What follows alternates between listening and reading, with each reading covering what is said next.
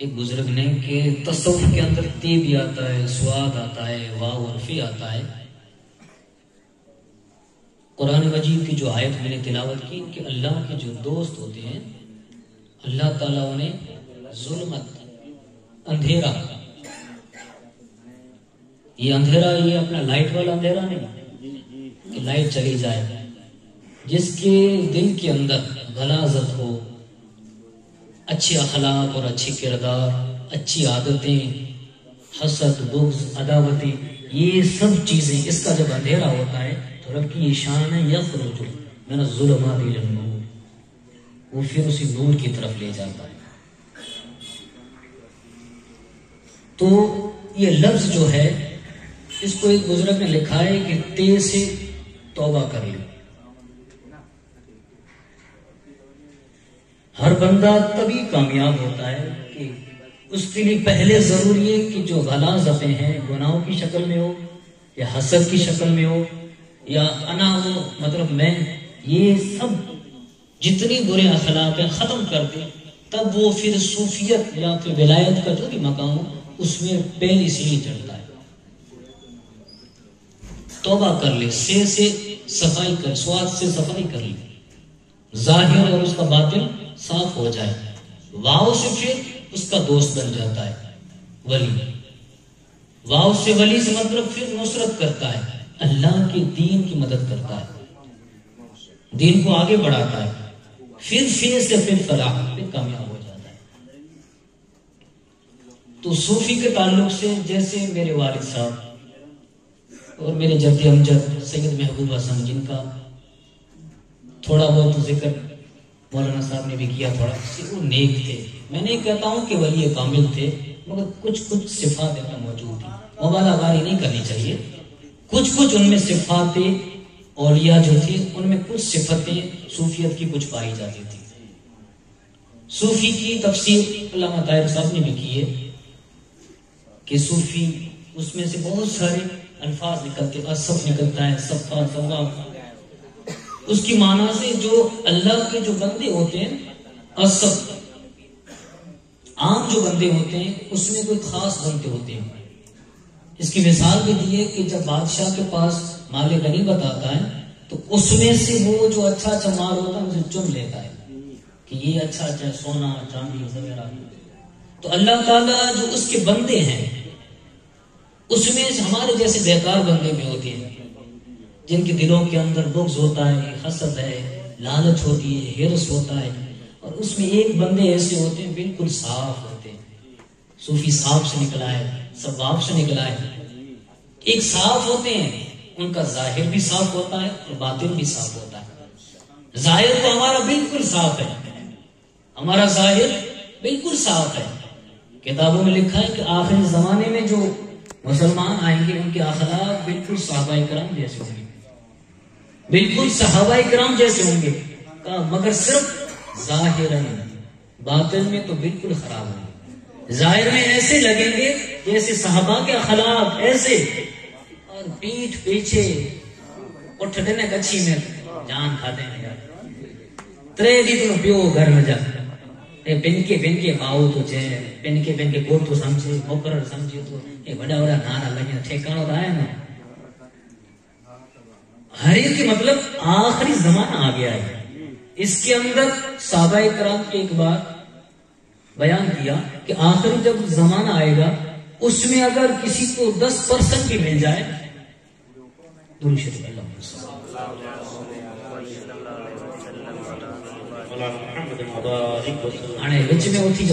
معافی ہے،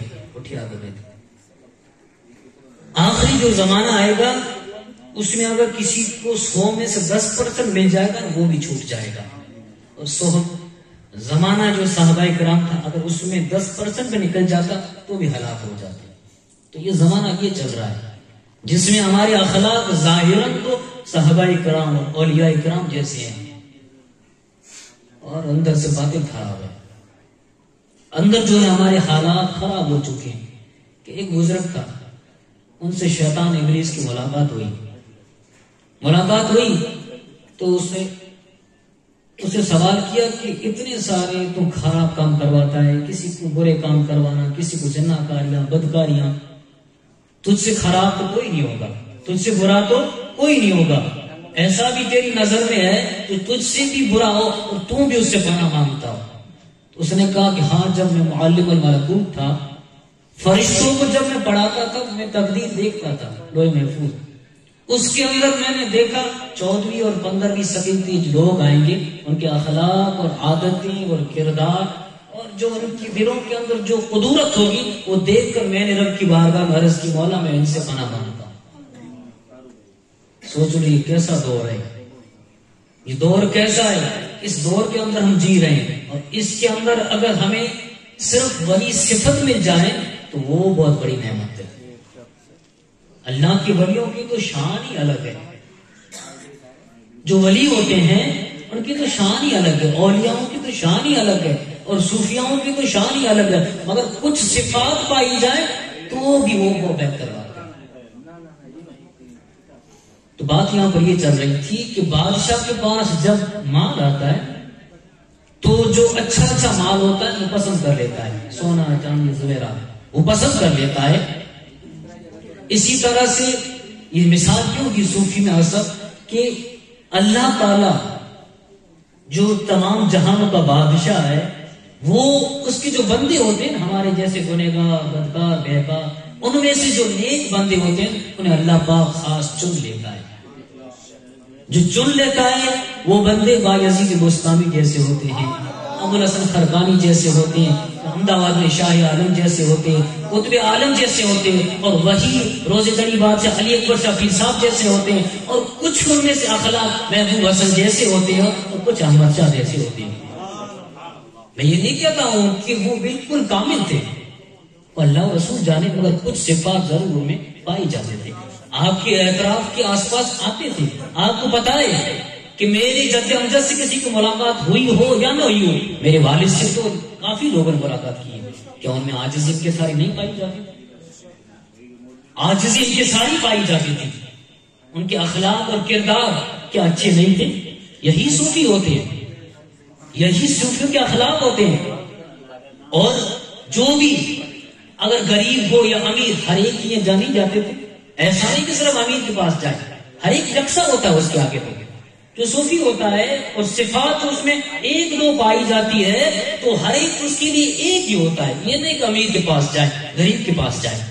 اور کسی سوال کیا، کافی ایسے ہوتے ہیں جو سوال کرتے ہیں، ہمارے کروڑوں مرید ہیں، کروڑ کے ہزاروں اور لاکھوں مرید ہیں، ہمارے ہزاروں لاکھوں مریدوں میں کروڑوں پتی بھی موجود ہیں، مگر آج تک ایسا کوئی واقعہ نہیں کہ میرے دادا یا میرے والد نے کبھی کسی کو کہا ہو کہ تو کروڑوں کا مالک ہے، تو 50,000 یا 20,000 سنت دے سکتا ہے، جو بھی دیا۔ ایک بالوترا سٹی کے اندر ایک خاص جو پیسے والے بہت سارے ہیں، وہ نذرانہ والے صاحب کو صرف 500 یا 200 دیتے تھے، ان کی کروڑوں کی فیکٹریاں۔ مطلب یہ ہے کہ جو اللہ والے ہوتے ہیں وہ کبھی دنیا کا لالچ حیث نہیں رکھتے۔ قرآن کیا کہتا ہے اسی کا، یخرجون من الظلمات الی النور، اللہ پاک انہیں نکال دیتا ہے۔ سمجھ رہے ہو یہ تفسیر، یہ علماء سمجھیں گے کہ اللہ پاک ان کے دلوں کو صاف کر دیتا ہے۔ سمجھ رہے ہو، ظلمات میں ہر چیز آ گئی، ان کے دلوں سے لالچ ختم ہو جاتا ہے، حرص ختم ہو جاتا ہے، بغض ختم ہو جاتا ہے، اور اصل چیز ہے انا۔ ایک بزرگ نے کہا کہ لا طمع لا جمع لا انا، جو لالچ نہیں رکھتا اور جمع نہیں رکھتا، اپنے آپ کو خود نہیں سمجھتا، بس وہ صوفی بن جاتا ہے۔ میں ایسے کہنا نہیں چاہتا ہوں، حدیث پاک میں کہ تخلق باخلاق اللہ، جو رنگ میں چڑھ جائے اس کے رنگ باری تعالیٰ کے رنگ میں ایسا چڑھ جائے، ایسا چڑھ جائے۔ اس کو سرکار غوث اعظم دستگیر نے ایک دو چار الفاظوں میں فرمایا ہے کہ جب مومن بندہ جب شروعات میں جب اس دور میں ہوتا ہے تو اس کے اوپر شروعات میں نجم حکمت ظاہر ہوتا ہے۔ پہلے دور میں جب وہ گزرتا ہے تو نجم حکمت، اس سے وہ دنیا کا مشاہدہ کرتا ہے، دنیا کو دیکھتا ہے، اور نجم حکمت سے، اب نجم کہتے ہیں تاریخ کو، اور حکمت کوئی دانائی ہوشیاری، اس کی میں نے بیان تو اتنا ہی ہے مگر کچھ سمجھانا چاہتا ہوں کہ نجم حکمت اس کے اوپر شروعات میں طلوع ہوتا ہے. جب مومن بندہ یا صوفی کسی کو بول لیں تو شروعات اور نجم حکمت اس کے اوپر ظاہر ہوتا ہے. اب اس میں وضاحت تو نہیں ہے، میرے ذہن سے کچھ میں نے وضاحت کی ہے کہ تارے ہوتے ہیں بہت دور ہوتے ہیں اور ان کی بذات خود روشنی نہیں ہوتی، انہیں سورج چمکاتا ہے. تو مومن جو ہوتا ہے جب اس کے اوپر پہلے جب روشنی پڑتی ہے تو اس کا دل تھوڑا سا صاف ہوتا ہے. اس میں تو صرف یہی الفاظ لکھے سرکار غوث اعظم دستگیر نے لکھے، نجم حکمت طلوع ہوتا ہے. جب طلوع ہوتا ہے تو وہ تھوڑا سا روشن ہوتا ہے. روشن خود تو ہوتا ہے مگر کسی کو روشن کر نہیں سکتا اور اسے دنیا سے کوئی مطلب نہیں رہتا. جب یہ ظاہر ہوتا ہے نجم حکمت، دنیا سے ہر چیز ختم ہو جاتی ہے. یہ دنیا کو دیکھتا ہے، پھر دنیا کی حقیقت کو جانتا ہے. جب صوفیت کے مقام یا ولایت کا مقام کوئی بھی ہو اس میں جب داخل ہوتا ہے تو دنیا کو دیکھتا ہے کہ دنیا کیا ہے، یہ تو فنا ہے، یہ عارضی ہے، وقتی طور پر ہے، یہ بقا رہنے والی نہیں ہے. اس کے اندر کیا ہے؟ یہ صرف ایک مسافر کے لیے صرف سفر طے کرنا ہے. مسافر اگر جائے سفر میں کتنا، ایک پیٹی، تھوڑے بہت کپڑے، تھوڑے بہت روپیے، یہ سفر میں اتنا کافی ہے. تو بزرگوں نے لکھا ہے کہ دنیا ایک سفر ہے تمہارے لیے، اتنا ہی رکھو جتنا سفر کے لیے رکھتے ہو. مگر ہم تو اپنی 7 پیڑھیوں کے لیے جمع کرتے تھے. 7 پیڑھیوں کے لیے بندہ کیا کرتا ہے؟ صبح سے لے کر شام تک دنیا دنیا دنیا، اور اتنا دنیا اس میں حرام، کسی کا ستایا ہوا مال، کسی کو تکلیف دینا، کسی کی فکر نہیں. صرف آنے دو، بس آنے دو. قیامت کے دن ہر ایک چیز کا سوال ہوگا، ایک روپیے کا. 1 روپیے کے بدلے 700 نماز مقبول. اور کوئی بھی اگر کسی کی ملکیت میں سے کوئی شے اگر کھا جائے گا، ہڑپ کر جائے گا، جہنم میں ایک دریا بنایا گیا، آگ کا دریا ہے، اسے داخل کیا جائے گا. جا اس میں اور اس چیز کو داخل کیا جائے گا اور وہ آگے بھاگے گی، پیچھے بندہ اس کو پکڑ لے. تو جب اس شے جو ہوگی اس کے پیچھے جب وہ تیرتا اس کی پکڑنے جائے گا وہ چیز آگے بڑھ جائے گی اور اس آگ کے دریا کے اندر جل بول کر راکھ ہو جائے گا. واپس اس کا جسم بن جائے گا، واپس زندہ ہو جائے گا. یہ کتنے سالوں تک عذاب چلتا رہے گا. ہر ایک مسلمان کو ضروری ہے. قرآن مجید نہیں کہتا التائبون العابدون الحامدون السائحون الراکعون الساجدون. ہر ایک مسلمان کے لیے ضروری ہے. صرف جو نکل گئے بزرگ ان کے لیے ضروری نہیں ہے اپنے قلب کو منور مجلہ کریں. ہر ایک کے لیے ضروری ہے کہ اپنے آپ کو صاف کرو. قرآن کہتا ہے کہ پہلے توبہ کر لو، صاف کر دو، پھر اللہ کی عبادت کرو. ایک تفسیر یا ایک تشریح یہ نکلتی ہے کہ اللہ اور رسول کے غلام بن جاؤ. آواز نہ کرے، آواز بند کرے انہیں کہہ رہی. تو اس کے لیے نشانیاں ہیں. ہر کوئی نہیں بن سکتا. ارے کسی کو بھی اس کا لقب دے دو صوفی کا، پہلے اس میں دیکھو. ظلمات الی النور اللہ پاک نکالتا ہے. اگر اس خلاصہ دیکھنے جائیں تو وہ توبہ کر لے، دل کو پہلے صاف کر دے، پھر عبادت کرے، ریاضت کرے، پھر رکوع اور سجود ہو، پھر اپنے نفس کو ماری سائمون. یہ سب کچھ کرنے کے بعد الامرون بالمعروف، پھر صحیح باتوں کا حکم دے. صرف ایسے نہیں غریب امیر پیسے والے ہر ایک کے سامنے کھڑا رہے، بنا مطلب کے، بنا ڈر کے، بنا لالچ کے. جب کہتے وَنَّحُونَ عَنِ الْمُنْكَرِ اور بری باتوں سے روکتا رہے. یہ سب کچھ اس میں نشانیاں پائی جائے. وَالْحَافِظُونَ لِحُدُودِ اللَّهِ، پھر جب یہ باتیں پائی جائے، ہاں اس کا دل بھی صاف ہو گیا. صوفی کون ہوتا ہے ہمیں بھی پتا ہے. صوفی یہ ہوتا ہے، اللہ کا ولی وہ بنتا ہے جو پہلے صاف ہو جائے، جس کے دل کے اندر بھرا پڑا ہو انا، جس کا خود کا کوئی ٹھکانہ نہ ہو، نہ عبادت کا، نہ ریاضت کا، نہ تقوی ہو، نہ پرہیزگاری ہو، نہ عاجزی ہو، نہ انکساری ہو. ہر ایک اخلاق رذیلہ موجود ہو اور اپنے آپ کو صوفی کہے کوئی نہیں سکتا. یہ سب کچھ نشانیاں ہیں. تب پھر کہا جب بشر المؤمنین، پھر بشارت ہے مسلمان کے لیے، پھر مومن کے لیے بشارت ہے، پہلے پاک ہو جا، صاف ہو جا، پھر عبادت کر. عبادت بھی اس کی معنی لے سکتے ہو اور دوسرے غلام بھی ہو سکتی ہے معنی، کیونکہ آگے ذکر ہے، رکوع اور سجود کا ذکر ہے، روزے کا بھی ذکر ہے. اس کے لیے یہاں پر غلام کی معنی ہوگی کہ جب اللہ اور رسول کا غلام بن جائے. ہم لوگ کیا ہے؟ دوسرے کے غلام ہیں، دنیا کے غلام ہیں. اور کہتے ہیں کہ ہمارے جو بزرگ ہیں، کوئی بھی اگر کہے کہ اگر اس میں یہ نشانیاں نہیں پائی جا رہی، اگر اس نشانیوں میں کچھ بھی کمی ہے تو اس لائق نہیں ہے، وہ ولی کے لائق نہیں ہے. ہاں ولی صفت بن سکتا ہے، کچھ اس میں اخلاق موجود ہوں گے، مگر جب تک یہ نشانیاں، اس کے سوا اور نشانیاں جب تک نہ پائی جائے اس کامل درجے کو نہیں پہنچا. جب اللہ اور رسول کا غلام بن جائے تو نل حامدون، پھر صرف تعریف کرے تو کسی زبان کھولے تو صرف محمد رضا کی طرح کروں مدح ہے دے تو رضا، پڑے اس بلا میں میری بلا، میں گدا ہوں اپنے کریم کا. تو پھر غیر کی تعریف نہ کرے، صرف تعریف کرے تو واقعی لائق ہو تو کرے، ورنہ صرف گن کس کے گائے؟ میرے نبی کی گائے. پھر کہے سرکار کی آمد، صرف یہی الفاظ ہو دل کے اندر. اور اگر اس کے اندر کوئی اگر بڑا بھی آ جائے، بڑا مولانا آ جائے، بڑا پیر آ جائے، بڑا لیڈر آ جائے، پھر اگر اس کے نعرے لگے تو سمجھ رہے ہو کہ تم میں ابھی تک کمی ہے، تمہیں ابھی تک کمی ہے.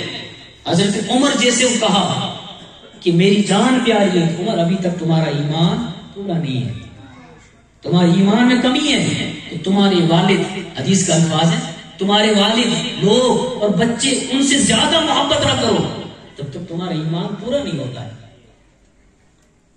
تب تک وہ صوفی پورا نہیں ہو سکتا، تب تک وہ ولی کامل نہیں بن سکتا. کچھ صفاتیں موجود تھیں میرے والد میں موجود تھی، جد امجد میں. اور میرے والد خود کہتے تھے، میں صرف ان کا انکار نہیں کرتا ہوں، خود کہتے تھے کہ روزے بنی علی اکبر صاحب بادشاہ علی اکبر صاحب صرف وہ ولی کامل تھے، اس کے بعد سب صوفی کے اخلاق والے تھے.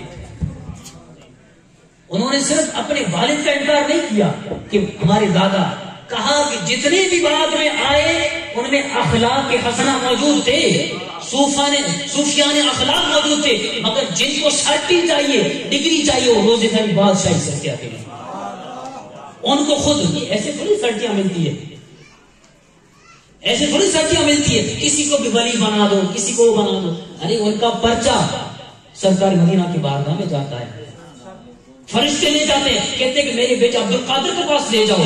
سرکار پاک چیک کرتے ہیں پرچے کو، اس روحانی بغض نکل گیا، عداوت نکل گئی، انا نکل گیا، عبادت، ریاضت، تقوی، پرہیزگاری، اخلاص کے ساتھ یہ سب کچھ چیک ہوتا ہے. پھر عبد القادر جیلانی مہر لگاتے ہیں اور پھر کہتے ہیں کہ سرکار کے پاس لے جاؤ. پھر آقا علیہ السلام دیکھتے ہیں کہ میرے بیٹے عبد القادر کا مہر لگ گیا، پھر اسے ولایت کے منصب پر بٹھایا جاتا ہے، پھر صوفیہ کامل بنتا ہے. یاد رکھو، اگر کہنا ہو تو مبالغہ مت کرو. میرے تو والد ہے، میرے جد امجد ہے، میں تو کہہ سکتا ہوں. بہت سارے ایسے ہیں نوری شریف کے خاندان کے اندر کسی کو ولی بنا دو، جو ہیں جو نکل گئے، جن میں واقعی میں صفات الگ چیز ہوتی ہے. وہ ایک جس کو مل جائے. میرے والد صاحب خود کہتے تھے کہ ان کے استاد سے یو پی سے تھے، حبیب صاحب ایسا کچھ تھے استاد، خود والد صاحب کو اتنے نیک تھے، اتنے پرہیزگار تھے کہ جب یہ وظیفہ اور درود پاک ذکر کرتے ان کے پاس تھا، آقا علیہ السلام کی ظاہر میں ظاہر نشین ہوتی تھی، ظاہر کے اندر، اور ولایت کی منزل پہ بالکل قریب تھے، بالکل قریب تھے. پھر بھی ان کو ولایت نہیں ملی. اس لیے نہیں ملی کہ انہوں نے کسی سے استخارہ کروایا. کیوں نہیں مل رہی ہے؟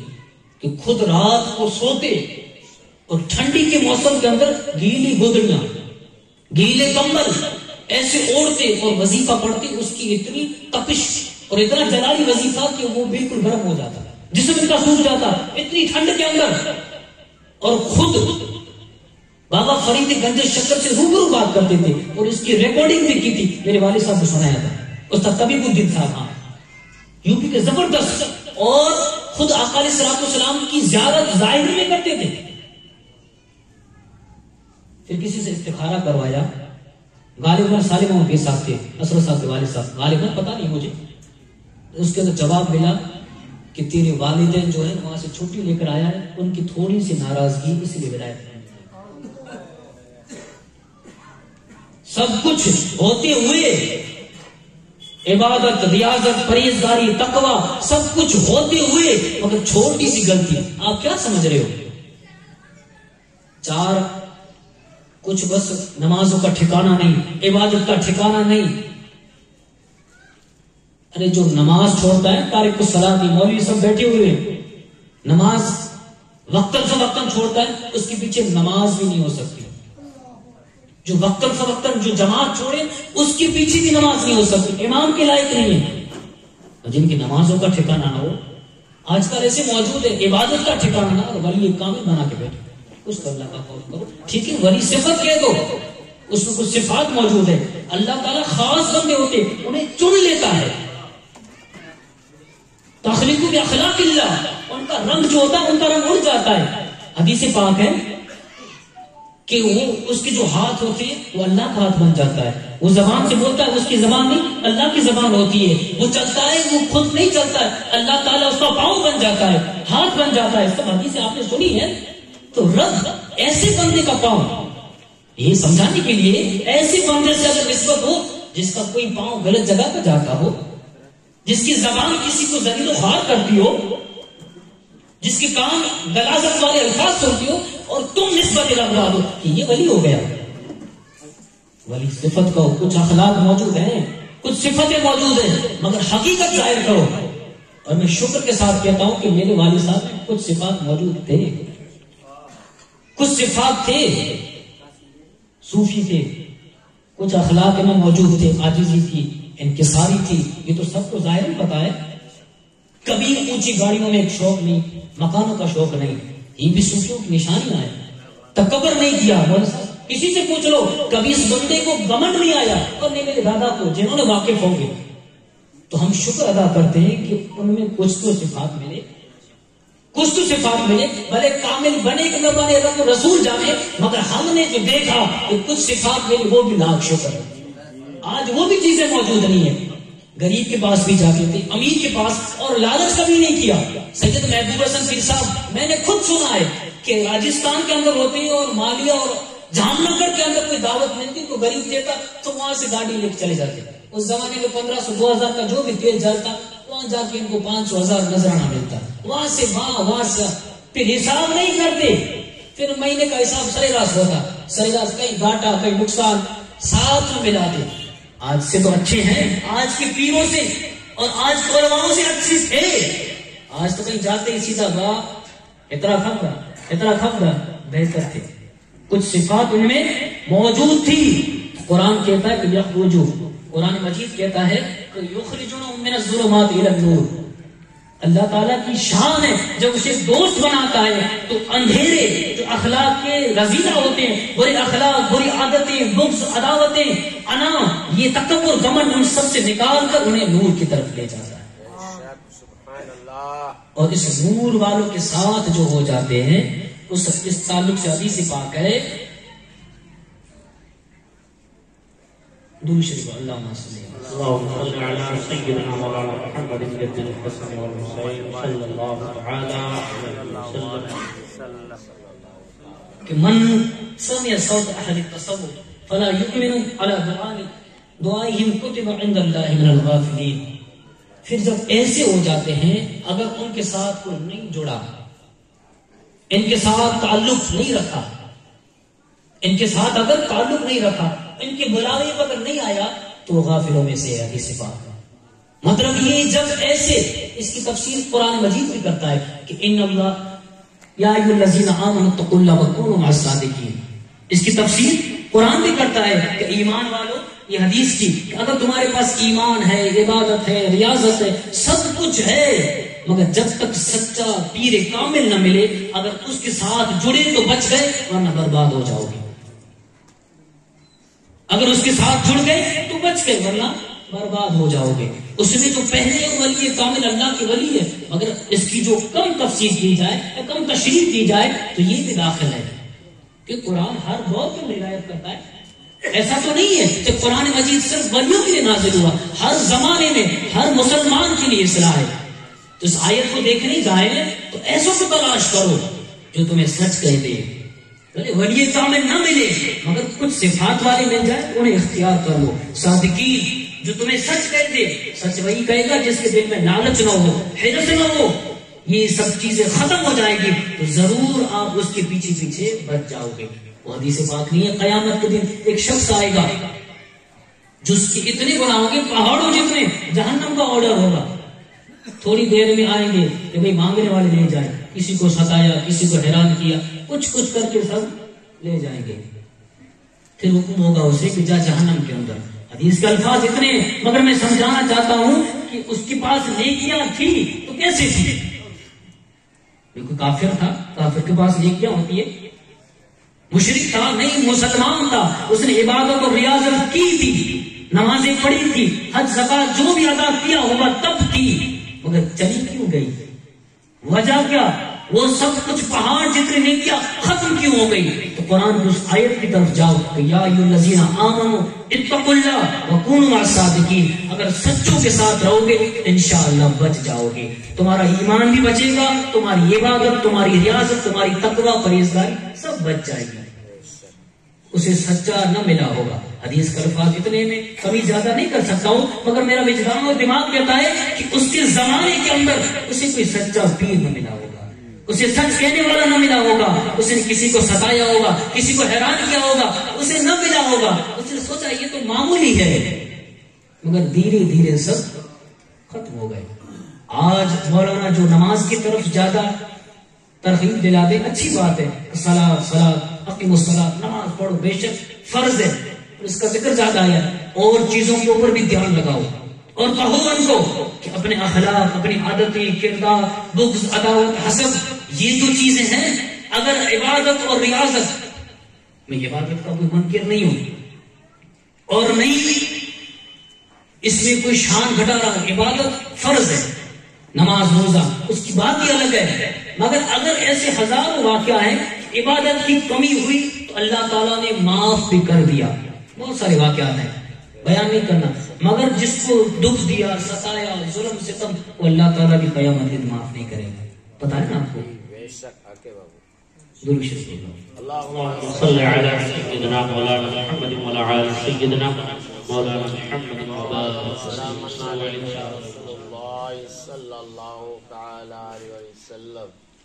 اب وقت زیادہ ہو چکا ہے، حافظ صاحب کو کچھ بیان کرنا ہے کہ بتانے کا مقصد یہ ہے کہ ہمیں فخر ہو رہا ہے کہ ہمارے والد اور ہمارے دادا، یہاں تک کہ پردادا تک، پھر جو کھر دادا اکبر سفیر صاحب وہ تو ولی کامل تھے، مگر 3 پیڑھیوں سے اور جتنے بھی ہمارے پیران نظام کے خانوادے ہیں سب میں شکر ہے کہ وہ ولی صفت تھے. ان میں اخلاق حسنہ موجود تھے اور صفات موجود تھی اور کافی ساری موجود تھی. ولایت کسی کو ملی یا نہ ملی رب رسول جانے، مگر میرے والد صاحب کہتے تھے بہت نیک تھے، پرہیزگار تھے. اور ہمیں بھی اللہ تعالیٰ کی بارگاہ میں دعا کرتے ہیں کہ اللہ پاک ہمیں بھی اس صفاتوں میں کچھ عطا فرمائے اور ہمارے اخلاق جو ہیں وہ حسنات کی طرف راغب ہو اور ہمیں نیک پرہیزگار بننے کی توفیق عطا فرمائے. وما علینا الا البلاغ وآخر دعوانا الحمدللہ.